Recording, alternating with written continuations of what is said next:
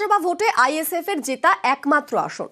পশ্চিমবঙ্গে এসআইআর চালুর পর সেই ভাঙড়ে আইএসএফ এর একজনও বুথ লেভেল এজেন্ট নেই। বিধায়ক নওশাদ সিদ্দিকীর দাবি, তারা স্বীকৃত রাজনৈতিক দল না হওয়াতেই এই বিপত্তি। আর এ নিয়ে কটাক্ষ করেছে তৃণমূল।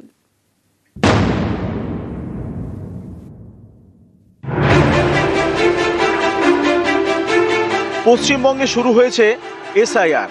৪ নভেম্বর থেকে বাড়ি বাড়ি যাচ্ছেন বুথ লেভেল অফিসাররা, ফর্ম বিলি করছেন।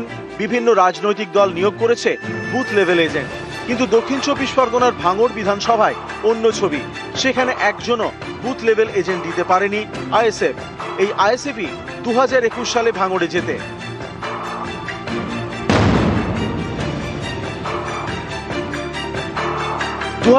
এর ভোট দক্ষিণ ২৪ পরগনা জেলার ৩১টির মধ্যে ৩০টি বিধানসভা আসনেই জেতে তৃণমূল। একমাত্র ভাঙড় আসনটি পায় আইএসএফ। এ রাজ্যে তাদের হাতে থাকা একমাত্র বিধানসভা আসন।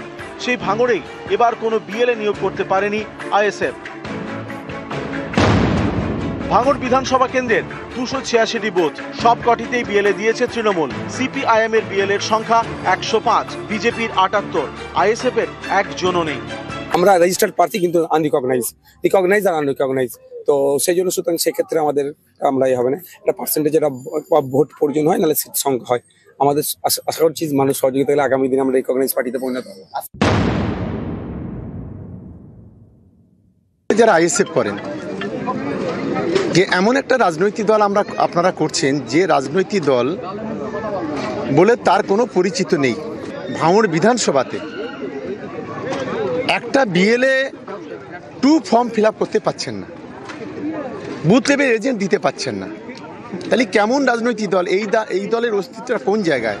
ভাঙড় থেকে কল্যাণ মণ্ডল, নিউজ 18 বাংলা।